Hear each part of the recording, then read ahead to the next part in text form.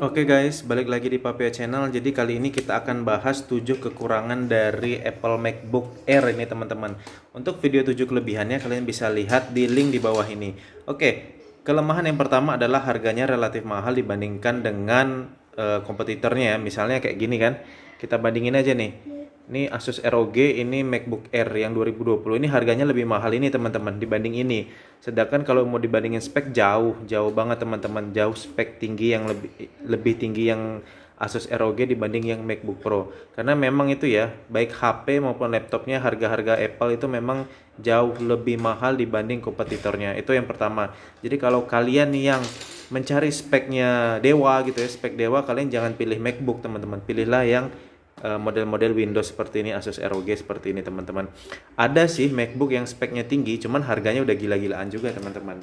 Jadi gitu ya, kalian jangan ngelihat spek kalau mau beli MacBook. Itu yang pertama. Yang kedua masih terkait yang nomor pertama, yaitu harga servisnya mahal teman-teman. Beda, misalnya kayak ini kan keyboardnya rusak, itu saya lihat di Tokopedia keyboardnya paling harga 300.000 teman-teman. Beda kalau misalnya kayak keyboard laptop ini yang rusak, wah itu harganya pasti udah jauh lebih mahal dibanding yang ini. Apalagi misalnya layarnya pecah segala macam, itu harga spare partnya jauh lebih mahal MacBook dibanding laptop biasa. Lalu kelemahan yang ketiga adalah service centernya jarang teman-teman. Udahlah harga spare partnya mahal, oke lah kita ada duitnya, cuman mau servisnya kemana? Karena service centernya dikit teman-teman, nggak semua kota itu ada service center Apple.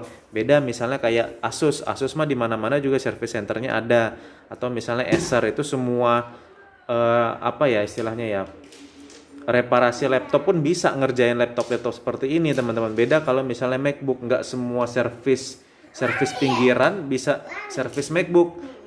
Service center yang aslinya juga, yang bawaannya juga jarang ada kita temukan di kota-kota kayak gitu teman-teman.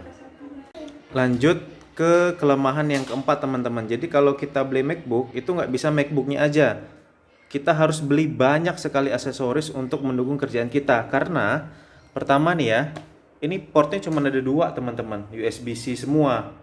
Tuh udah, sebelah kanan cuma ada port audio, udah gitu doang teman-teman. Jadi kita nggak bisa colok VGA, kita nggak bisa colok HDMI untuk ke proyektor, kita nggak bisa colok flash disk teman-teman. Tuh ya, kan sekarang kan masih sangat sedikit flash disk yang USB Type C. Mau colok memory card nggak ada, beda kayak ini ya. Ada memory cardnya, ada HDMI, ada USB lengkap gitu loh, ada LAN. Sedangkan kalau MacBook ini nggak ada teman-teman. Jadi kita mau nggak mau harus beli konverternya semua. Semuanya harus dikonverter ke USB Type C. Nah itu ya. Nah, kelemahan yang kelima selanjutnya adalah kalau misalnya kalian lihat di online shop gitu ya, MacBook second itu banyak yang penyok di ujung-ujungnya. Tuh. Jadi entah kenapa laptop ini mudah penyok teman-teman. Mudah penyok laptopnya. Nah, lo nggak fokus dia. Jadi kalau laptop biasa itu kan dia bahannya dari plastik teman-teman.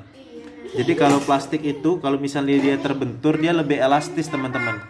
Beda kayak MacBook. Kalau MacBook ini bahannya dari aluminium, sehingga kalau dia penyok di ujung-ujungnya tuh ya, biasanya penyok di ujung-ujungnya. Nanti kita kasih foto banyak MacBook yang penyok-penyok. Itu karena dia aluminium jadi nggak bisa diperbaikin, nggak elastis dia teman-teman. Beda kalau plastik kan lebih elastis, lebih lentur.